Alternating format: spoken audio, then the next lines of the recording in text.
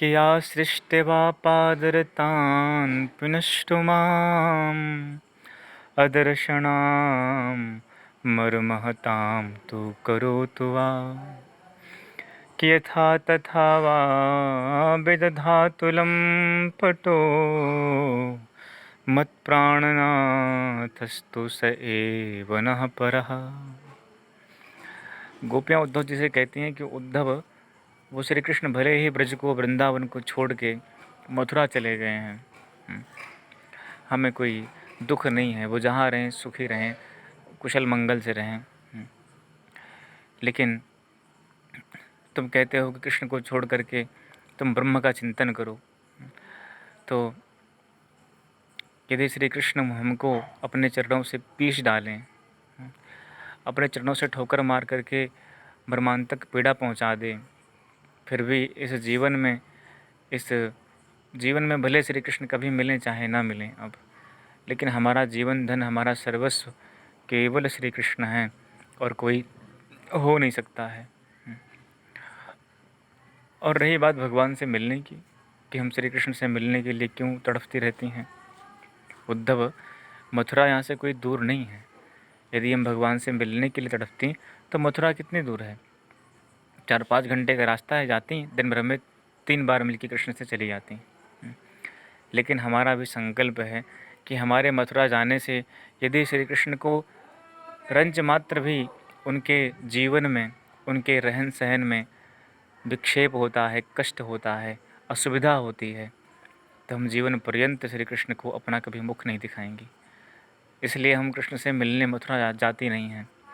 और सीधी सी बात है कि प्रेमी से मिलने से अधिक सुख उस प्रेमी के याद में तड़पने में है। यदि प्रेम का सही आनंद लेना है ना, तो मिलन में प्रेम का आनंद नहीं मिलता है। प्रेम का सच्चा आनंद तो प्रेमी के बिछड़ने में मिलता है, जब हमारा प्रियास्पद, हमारा प्रेमी हमसे दूर हो, और तब उसके मिलने की जो तड़प होती है, उस तड़प में ही प्रेम का सही आनंद मिलता है। संयोग में प्रेम का आनंद नहीं मिलता। प्रेम का सही आनंद तो वियोग में मिलता है। ये मैं नहीं कह रहा हूँ, ये गोपियाँ कह रही हैं, और जो लोग प्रेम किए होंगे वो जानते होंगे। तो गोपियाँ चाहती तो कृष्ण से मिल सकती थीं, पर उन्होंने कृष्ण से नहीं मिली। क्यों नहीं मिली? क्योंकि उन्हें भगवान श्री कृष्ण से प्रेम था, उनकी स्वतंत्रता से, उनके सुख में ही अपने सुख को मानती थी। यदि गोविंद ब्रज छोड़ के मथुरा में सुखी हैं, तो मेरे लिए उनके सुख से वही हमारे लिए सबसे बड़ा सुख है।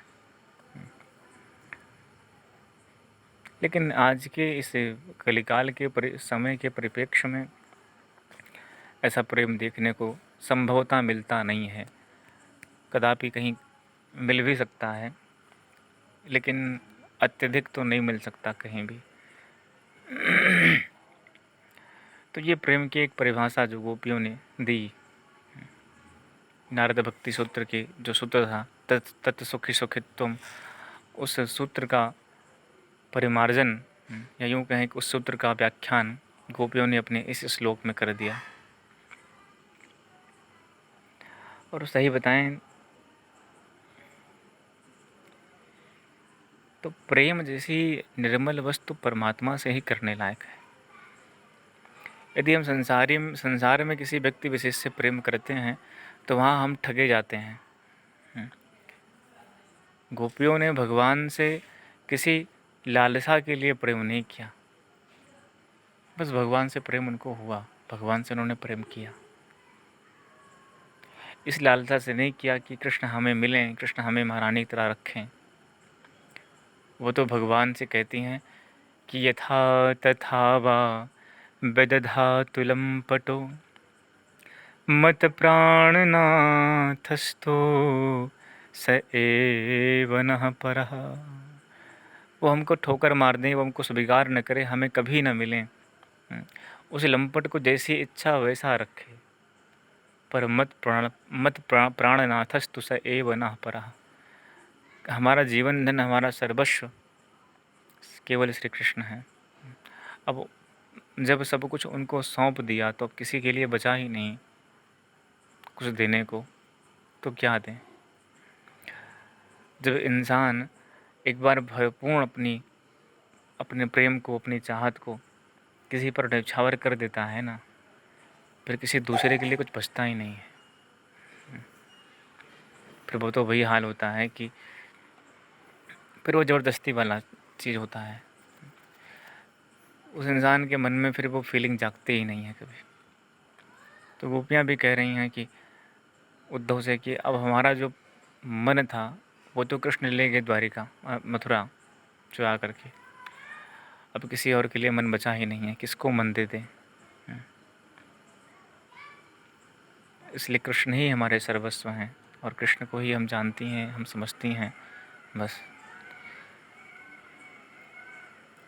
तो ये प्रेम की मूल स्वरूप है कि जो लोग कहते हैं कि हम चाहते ही नहीं थे कि तुमको छोड़ दें, वहाँ प्रेम नहीं, वहाँ जिद हो सकती है। प्रेम स्वतंत्रता मांगता है, बंधन नहीं मांगता। और जहाँ जो व्यक्ति प्रेम में स्वतंत्र है, वो समझ लीजिएगा जिसके प्रेमी ने, जिसके संबंधी ने उसको स्वतंत्र छोड़ रखा है कि तुम्हारा जीवन है, जिस तरह से चाहो जी सकते हो, पर हमारे मन में, हमारे दिल में, हमारी निगाहों में तुम बसे हुए हो बस। वो सच्चा प्रेमी है। उसे कभी जाने देना नहीं चाहिए फिलहाल तो इंसान को।